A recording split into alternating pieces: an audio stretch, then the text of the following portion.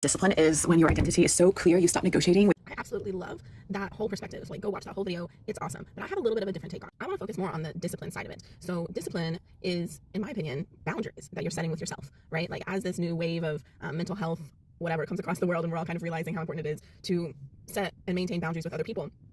I feel like, especially, I don't know, like, I'm in the dating world, and the more people I meet in that aspect, like, a lot of people don't mean what they say and say what they mean. And a lot of people don't follow through on their words. And I try to maintain all of the people I keep in my life to be very disciplined people. It's something that I strive to be, and I'm definitely far from perfect, but the more we're around people who are disciplined, the more we're around people who practice and consistently are what we want to be, the more we are likely to be that. So I really do try to keep disciplined people in my life, and add more disciplined people into my life as I'm meeting new people. Anyway, I'm still running into this issue of a lot of people don't keep their own promises to themselves. They don't follow through with their actions, with their words. They don't follow their words up with actions.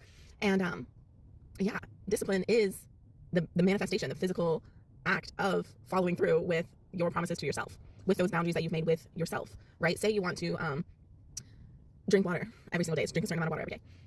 That is a boundary that you're putting in place of, I deserve to be healthy and hydrated, and so I will hold this boundary of drinking 3 of your big cups of water every day, whatever it is.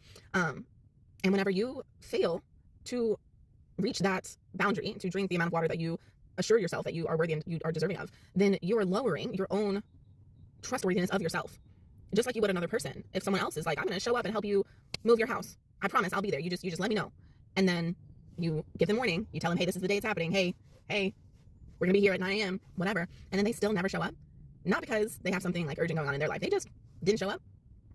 What is their excuse? What is their reason, right? When they promised they were gonna be there. You may still love that person, but that doesn't mean that you're gonna trust them to show up the next time you move. That doesn't mean you're gonna trust them to show up the next time that you aren't doing a party. They're probably gonna show up to the party, right, the fun stuff, but they're probably not gonna show up to the hard stuff because they didn't show up to the move. You have to show up for yourself the same way, or you're going to lose trust in yourself. Discipline is a boundary with yourself, a promise to maintain what you deserve with yourself. The emotions that arise during that, they're none of your business. They're trying to protect you. They're trying to, just like they would for that person who didn't show up to help you move or whatever. You have emotions around that, but they're not you. They're not whatever emotions that person has who didn't show up to help you move. None of your business. Your emotions, none of your business. Maintain